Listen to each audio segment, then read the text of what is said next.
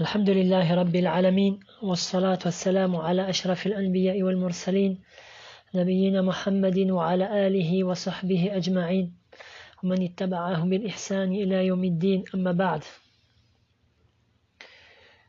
Nous continuons et ce sera, Inch'Allah, le dernier cours de la série Le cramponnement à la Sunna. Pour résumer ce qui précède, il est clair que nul ne sera du nombre des bienheureux qu'après s'être accroché au livre d'Allah tabarak wa ta'ala qui est sa parole.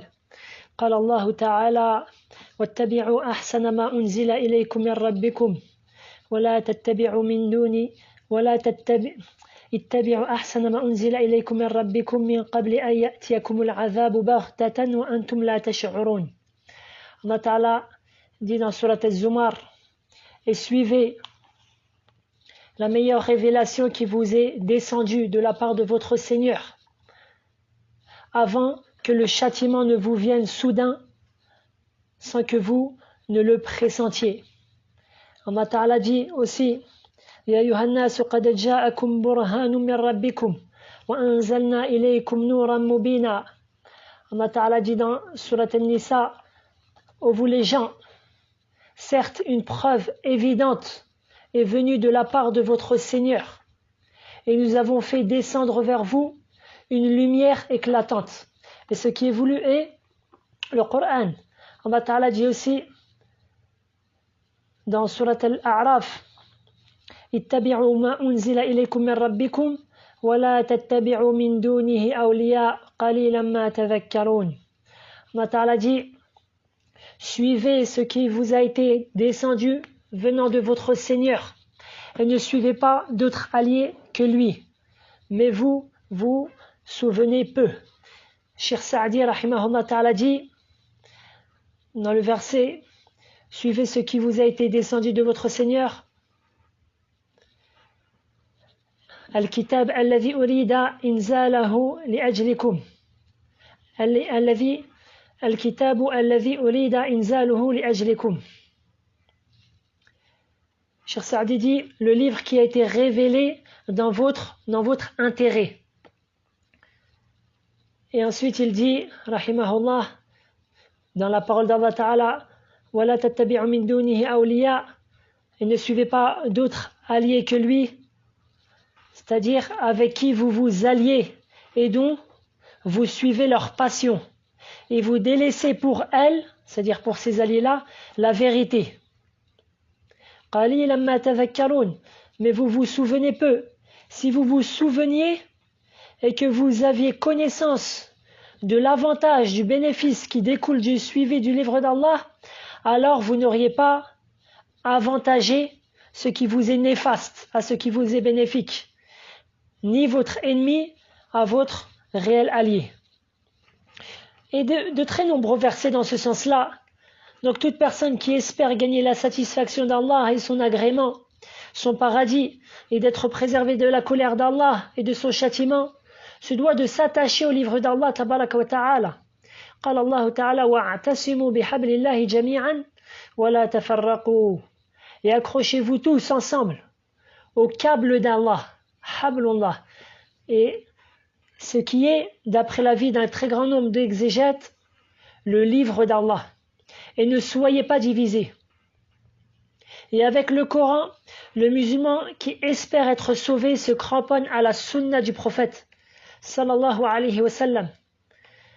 Comme on l'a déjà vu, قال الله تعالى وما آتاكم الرسول فخذوه وما نهاكم عنه فانتهوا واتقوا الله إن الله شديد العقاب.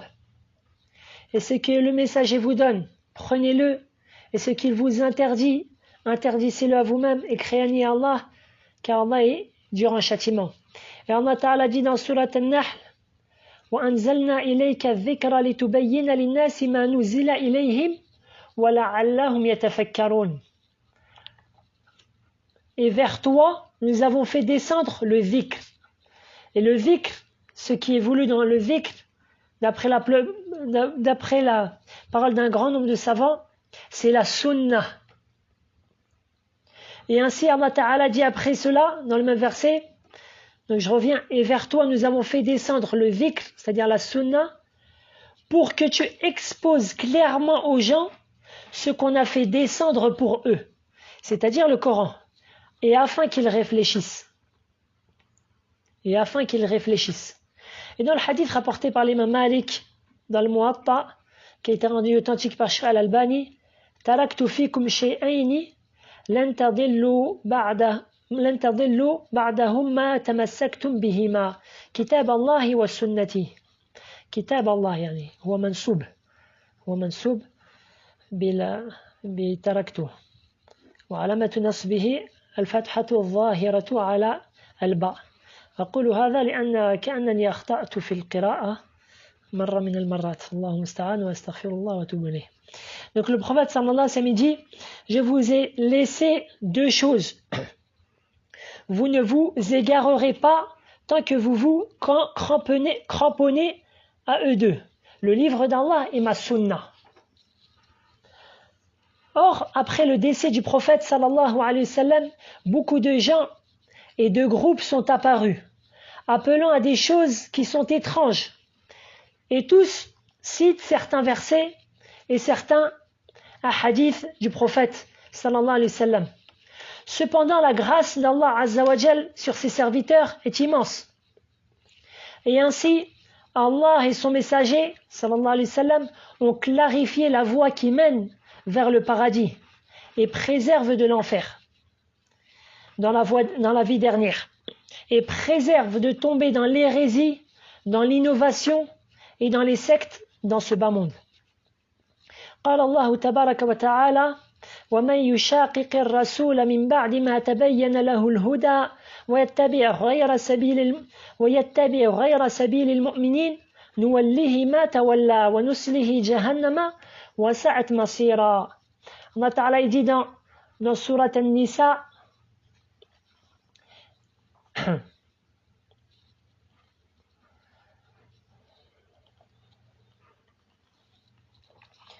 et quiconque fait scission avec le messager d'Allah après que le droit chemin lui est apparu et suit un sentier autre que celui des croyants, alors nous le délaissons comme il s'est détourné et l'abandonnons à lui-même et le brûlerons dans l'enfer.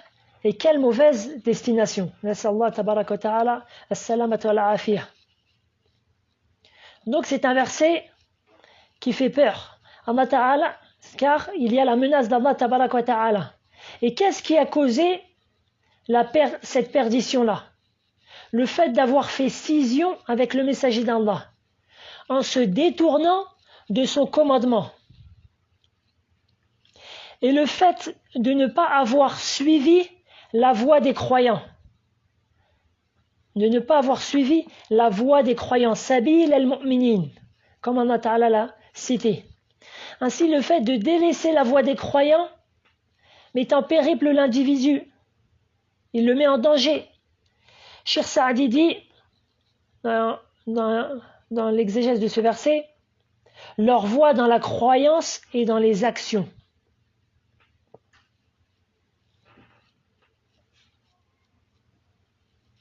Mais qui sont ces croyants-là? Ceux qu'Allah Ta'ala a cités. Qui sont-ils?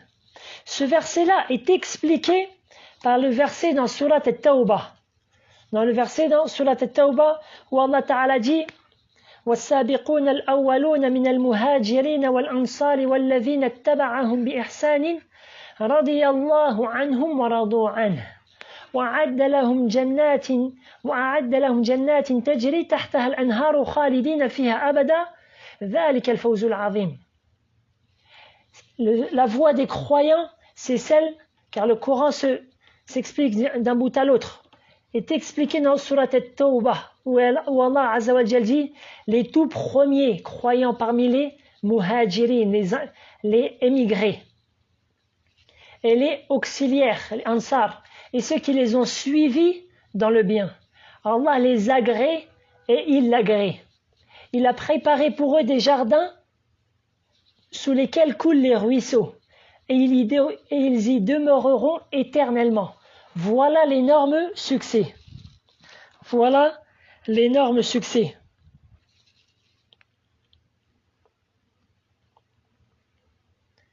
Je reviens sur ce verset-là. Allah Ta'ala dit les tout premiers croyants parmi Al-Muhajirin. Al-Muhajirin, c'est ceux qui ont fait l'émigration vers le prophète sallallahu alayhi wa sallam avant l'ouverture de la Mecque. Or, moi et toi ne faisons pas partie de ces gens-là. Ensuite, Allah Ta'ala cité Wal-Ansar et les auxiliaires. C'est ceux qui ont accueilli le prophète sallallahu alayhi wa sallam et ses compagnons, les émigrés, à Médine. Et ont secouru la religion d'Allah. Or, moi et toi ne faisons pas partie de ces gens-là. Ensuite, Allah Ta'ala dit, et ceux qui les ont suivis dans le bien. Et ceux qui les ont suivis dans le bien. Donc la seule chose qu'il nous reste pour obtenir cette immense récompense, qui est l'agrément d'Allah et son paradis, est le fait d'être parmi ceux qui les ont suivis dans le bien. Ainsi, nous devons les suivre dans la croyance, les actes, les paroles et leur compréhension des textes du Coran et de la Sunna.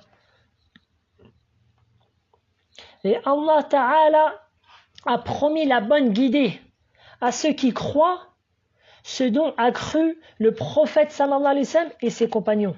Allah Ta'ala dit dans Surat Al-Baqarah فَإِنْ آمَنُوا بِمِثْلِ مَا آمَنْتُمْ بِهِ فَقَدِ اهْتَدَوْا. Et s'ils croient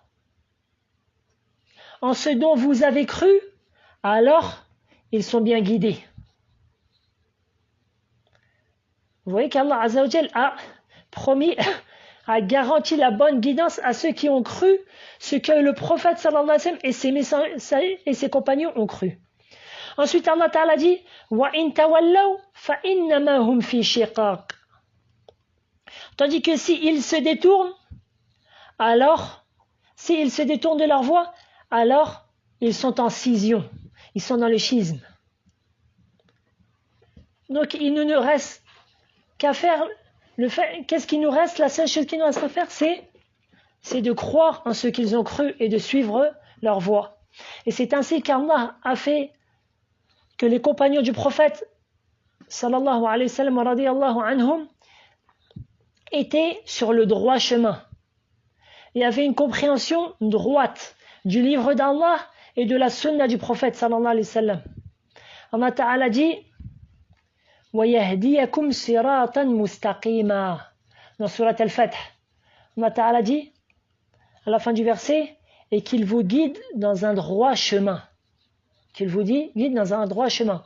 Le verset en entier وَعَدَكُمُ اللَّهُ مغانم كثيرة تأخذونها فعجل لكم هذه وكف أيدي الناس عنكم ولتكون آية للمؤمنين ويهديكم صراطا مستقيما. Toutes ces choses-là, Allah Azza wa Jal les a promis aux compagnons. Quelles sont ces choses-là? Il vous a promis un autre butin que vous ne seriez jamais... excusez-moi. Allah vous a promis un abondant butin que vous prendrez. Et il a hâté pour vous celle-ci, et repoussez de vous les mains des gens, afin que tout cela soit un signe pour les croyants, et qu'il vous guide dans un droit chemin. Ainsi Allah Ta'ala a promis aux compagnons de les guider sur un droit chemin, de par les efforts de ce qu'ils ont produit dans la voie d'Allah Ta'ala. Et dans le hadith que j'avais déjà cité, alaykum bi sunnati wa sunnati al-khulafa ar-rashidin min ba'di. Dans Sunan Abi Daoud de Tirmidhi, avec une chaîne de transmission authentique, le prophète sallallahu alayhi wa sallam dit dans le hadith Irbad ibn Sariya, cramponnez-vous à ma sunna et celle de qui? Des califes bien guidés après moi.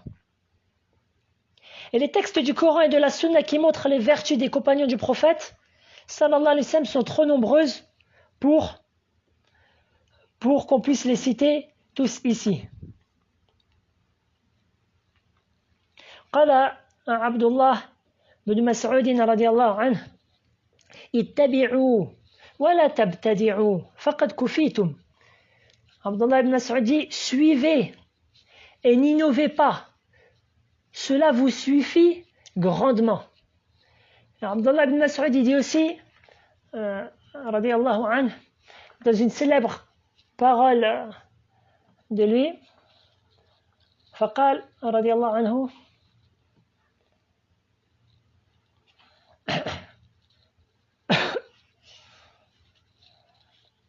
من كان مستنا فليستني بمن قد مات أولئك أصحاب محمد صلى الله عليه وسلم كانوا خير هذه الأمة وأبرها قلوبا وأعمقها علما وأقلها تكلفا قوم اختارهم الله لصحبة نبيه صلى الله عليه وسلم ونقل دينه فتشبهوا بأخلاقهم وطرائقهم فهم كانوا على الهدى المستقيم. Il dit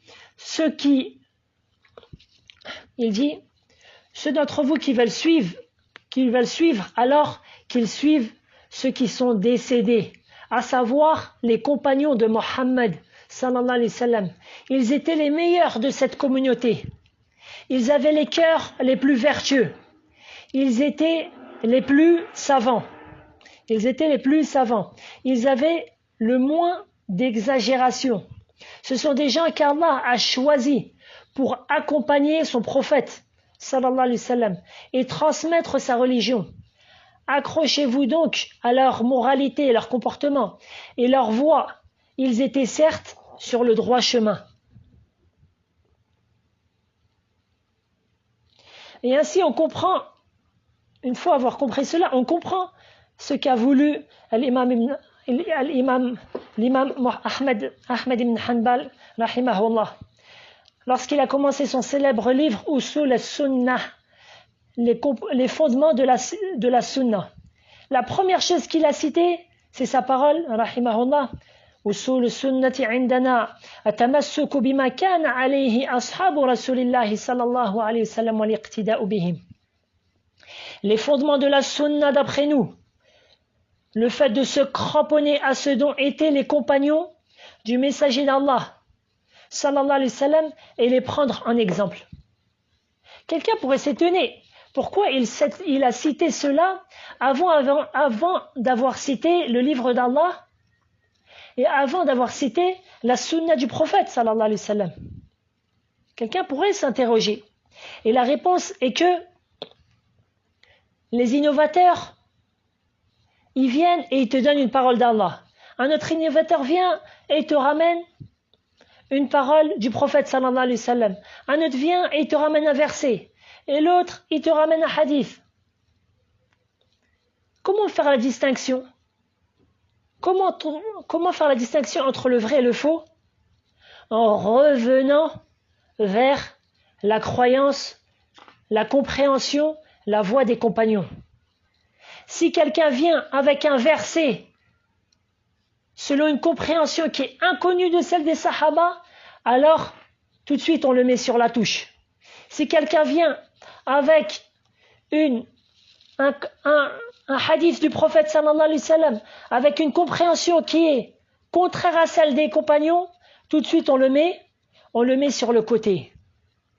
Et voici pourquoi l'imam Ahmad a commencé par cela, rahimahullah. Et parmi les hadiths qui reflètent parfaitement ce que je suis en train de dire, ce propos-là, parmi ces hadiths-là, le hadith qui a de nombreuses versions, dans le Musnad de l'imam Ahmed, dans Sunan Abi Daoud, ce qu'a rapporté Al-Ajurri, dans Sharia et At-Tabari et d'autres. Ce qui a été rendu authentique par Sheikh Al-Albani, c'est que le prophète sallallahu alayhi wa sallam nous a appris, à savoir que les juifs se sont divisés en 71 sectes, et que les chrétiens se sont divisés en 72 sectes et que cette communauté se divisera en 73 sectes.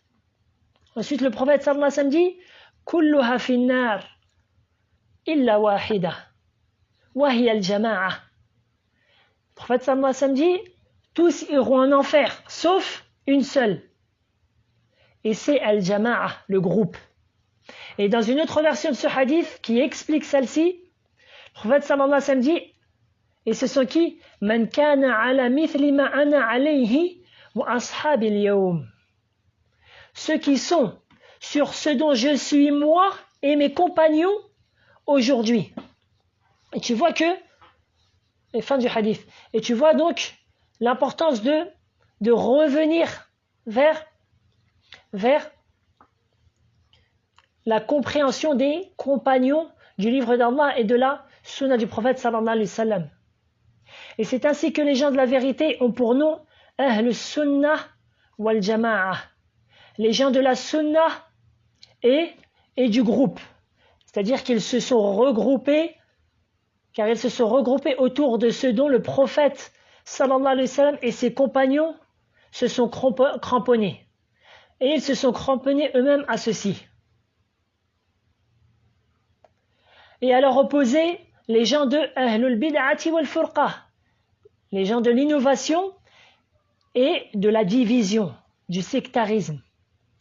Car ils ont innové dans la religion d'Allah et ainsi ils se sont divisés de la voie du prophète sallallahu alayhi wa sallam et de ses compagnons et de ceux qui les ont suivis dans le bien.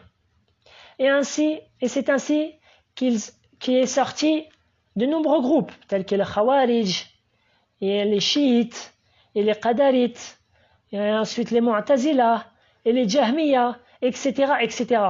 Ils n'ont cessé d'innover dans la religion d'Allah et de diviser la communauté du prophète sallallahu alayhi wa sallam en cherchant soit à renier les textes ou soit en les comprenant d'une compréhension erronée, d'une compréhension que ne connaissaient pas les compagnons du prophète sallallahu alayhi wa sallam, ou pire encore, d'une compréhension qui contredisait la compréhension de celle des compagnons du prophète sallallahu alayhi wa sallam. Plus encore, une même secte se divise en elle-même. Par exemple, il y a 22 sectes dans le sein de la secte des Mu'tazila. Et c'est comme ça pour les chiites, pour les soufis, pour les Khawarij. Il y a énormément de sectes dans cette secte-là. Et il est donc essentiel de bien comprendre cela, à savoir que ce sont les innovateurs et les hérétiques qui divisent la communauté en s'éloignant de ce dont le prophète sallallahu alayhi wa sallam et ses compagnons ont laissé comme voie droite. Je cite un exemple simple. Si un roi traçait une voie parfaitement droite sur plusieurs kilomètres, puis qu'il réunissait 200 athlètes et promettait à ceux qui arrivaient au bout de la voie droite qu'il leur donnerait une vaste fortune. Après avoir commencé la course, voici que certains des athlètes dérivent vers la gauche. Alors ceux qui sont sur la droite les appellent et leur disent revenez sur la voie droite. Mais les dérivants continuent à suivre la voie vers la gauche. Alors ceux qui sont sur la voie droite continuent leur chemin et mettent en garde le reste des participants contre ceux qui ont divergé vers la gauche. Puis après 1 kilomètre, d'autres divisent vers la droite, d'autres vers une autre voie, d'autres reviennent vers l'arrière, d'autres partent eux aussi vers la gauche, puis au final que 20 athlètes arrivent au bout de la voie droite. Je demande, qui est-ce qui s'est divisé? Qui est-ce qui a divergé?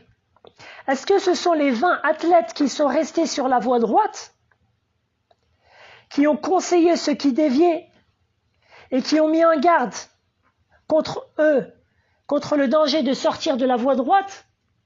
Ou ce sont les 180 athlètes qui se sont divisés et qui ont dévié et qui ont prétendu avoir trouvé une voie plus droite que celle du roi? Pas de doute que ce sont les 180 athlètes qui ont dévié, tandis que les 20 autres athlètes, ceux qui sont restés sur la voie droite, c'est eux qui sont restés sur la chose qui était demandée. Rapporté Al-Hakim et l'imam Ahmad avec une chaîne de transmission authentique d'après Ibn Mas'ud que le prophète sallallahu alayhi wa sallam a tracé une voie de sa main et a dit Hadha sabilullahi mustaqiman. Voici la voie d'Allah droite. Voici la voie d'Allah droite. Puis il a tracé des traits à sa droite et à sa gauche. Puis il dit هذه السبل ليس منها سبل إلا عليه شيطان يدعو إليه. Il a fait des petits traits à droite et à gauche de la grande voie. Puis il a dit ces voies-là, pas une voie d'entre elles, si ce n'est qu'il y a un diable qui appelle vers celle-ci. Et ensuite, il a cité le verset, sallallahu alayhi wa sallam, وَأَنَّ هَذَا صِرَاطِي مُسْتَقِيمًا فَاتَّبِعُوهُ وَلَا تَتَّبِعُوا السُّبُلَ فَتَفَرَّقَ بِكُمْ عَنْ سَبِيلِهِ ذَلِكُمْ وَصَّاكُمْ بِهِ لَعَلَّكُمْ تَتَّقُونَ. Le verset dans sourate Al-An'am. Le prophète sallallahu alayhi wa sallam dit, Allah azza wa jal dit, et voilà mon chemin dans toute sa rectitude. Dans toute sa rectitude. Suivez-le donc et ne suivez pas les sentiers qui vous égarent de sa voie. Voilà ce qu'il vous enjoint, ainsi atteindrez-vous la piété.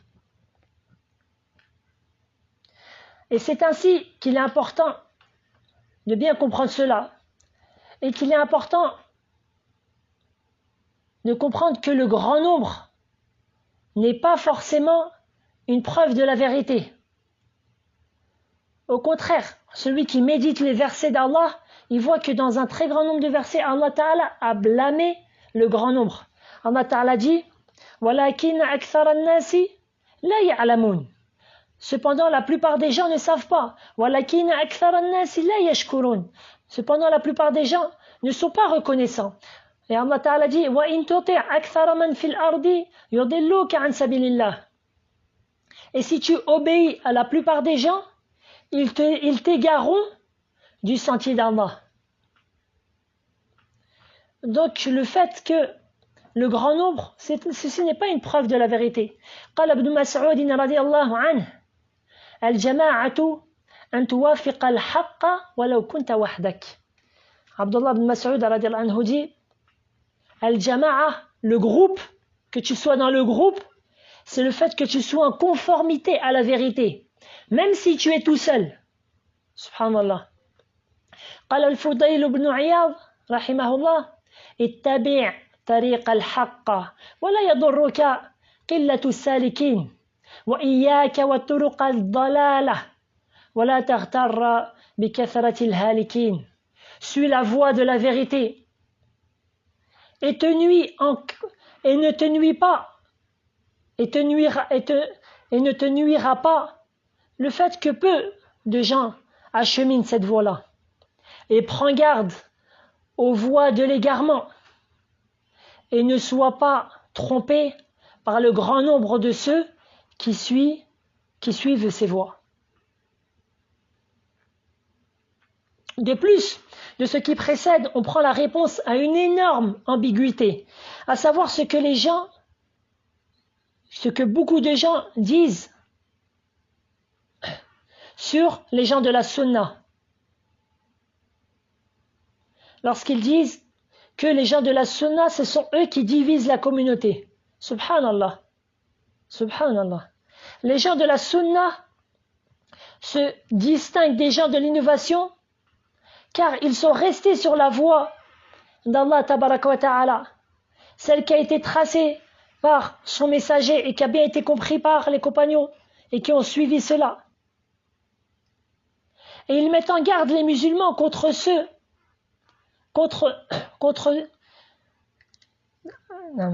ils suivent donc la voie de la vérité qui a été établie afin que la vérité soit établie au clair et que les musulmans puissent suivre la vérité. Afin qu'ils puissent suivre la vérité et qu'ils soient préservés du faux et de l'égarement. Et telle est la grâce d'Allah Tabaraka wa Ta'ala envers cette communauté qui ne se réunit pas, qui ne se réunit pas, il n'y a pas de consensus dans le faux. Ils ne se réunissent pas dans le faux.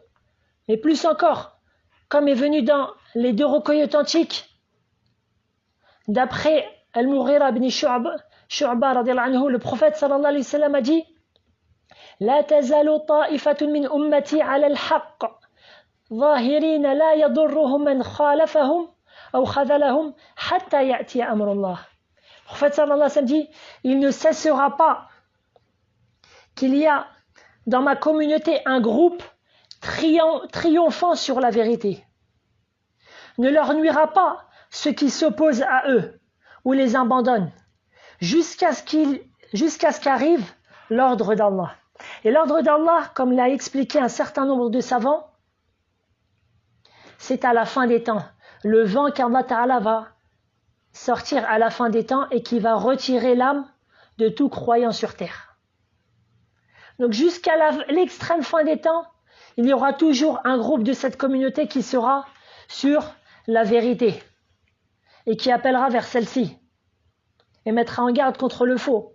Ainsi, la grâce d'Allah est telle que dans cette communauté, il y aura toujours des gens sur la vérité.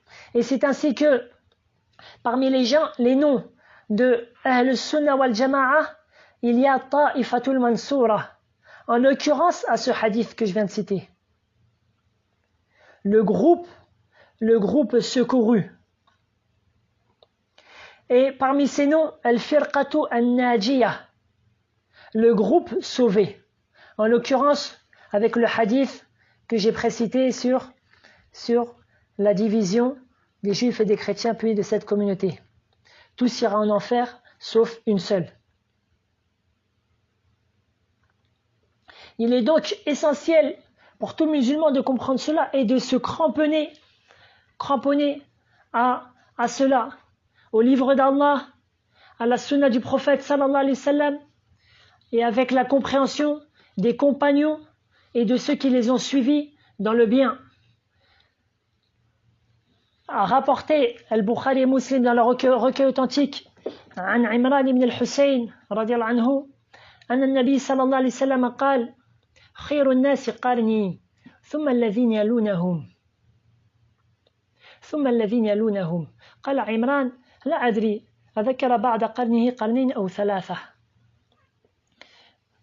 D'après Imran ibn al-Hussein, le prophète sallallahu alayhi wa sallam a dit les meilleurs des gens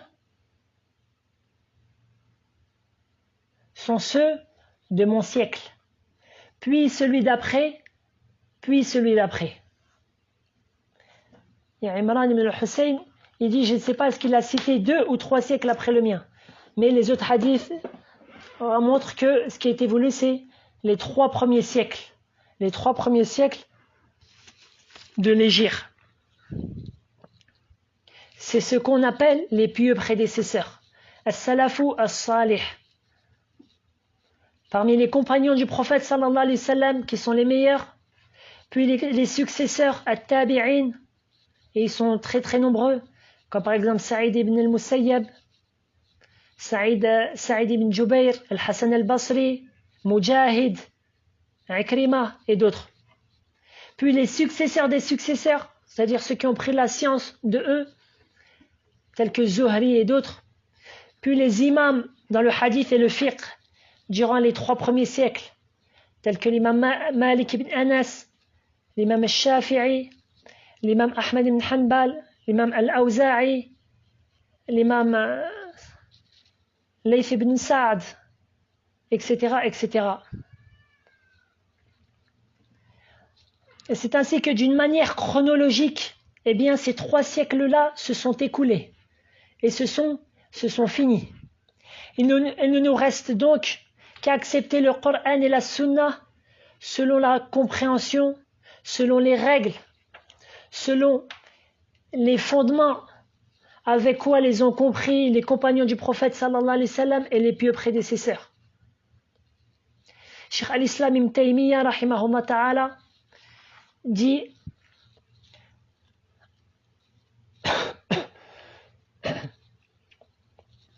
لا عيب على من أظهر مذهب السلف وانتسب إليه واعتز إليه بل يجب قبول ذلك منه فإن مذهب السلف لا يكون إلا حقا. Cheikh al-Islam Ibn Taymiyyah dit pas de mal à celui qui montre clairement le madhab des salaf. Madhab, c'est-à-dire la voie, l'école des salaf, qui se nomme salafi et qui s'en vante. Plutôt, il est obligatoire d'accepter cela de lui, car le madhab des salaf n'était que vérité. Et l'imam al-Zahabi a une parole qui est proche de celle-là. Donc, qu'est-ce que veut dire salafi?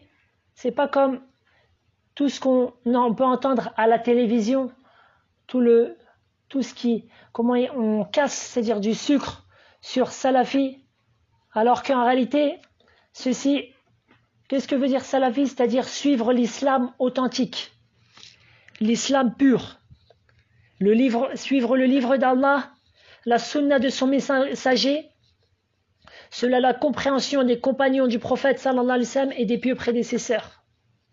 Voilà. Et la signification d'être salafi? Il n'y a pas de mal en cela, en sachant bien sûr al-amru laysa bil-iddi'a. Al-amru laysa bil-iddi'a. Il ne suffit pas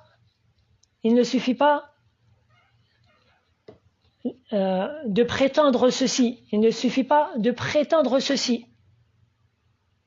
Comme j'ai pu entendre dans un cours de Cheikh Salah Al-Fawzan à Taif, et la même chose à Cheikh Abdel Mohsen Al-Abad à l'université. Au jour d'aujourd'hui, beaucoup, Cheikh Al-Abad dit, toute personne vient et te dit je suis salafi. Donc, ce qui caractérise réellement, ce n'est pas le nom. Juste tu viens, tu dis un nom et c'est terminé. Non. Il faut apprendre la croyance authentique et en avoir pour croyance, apprendre la manière d'adorer Allah Azzawajal de manière correcte et mettre cela en application, savoir quel est le minhaj des pieux prédécesseurs, la voie, la méthodologie, la compréhension des pieux prédécesseurs et suivre cela, puis les suivre. La personne se doit de les suivre dans le bon comportement, dans le fait de dire du bien, dans le fait d'appeler vers le bien, d'interdire le mal, etc. etc. Et nous, Inch'Allah, petit à petit, dans les cours qu'on donne, alors on explicite cela, bi'idhnillah, en essayant on va essayer de commencer par le plus important, puis d'aller vers un ordre d'importance. Désolé, j'ai fait long, je vais m'arrêter là. Wallahu a'la wa a'lam. Sallallahu wa sallam ala nabiyyina Muhammadin wa ala alihi wa sahbihi ajma'in. Allahumma ij'alna min ahli sunnati wal jama'ah wa la taj'alna min ahli al-bid'ati wal furqah. اللهم ثبتنا بالقول الثابت في الحياة الدنيا وفي الآخرة وجعلنا من الآمنين يا مقلب القلوب ثبت قلوبنا على دينك يا مصرف القلوب صرف قلوبنا على طاعتك وصلى الله وسلم على نبينا محمد وعلى آله وصحبه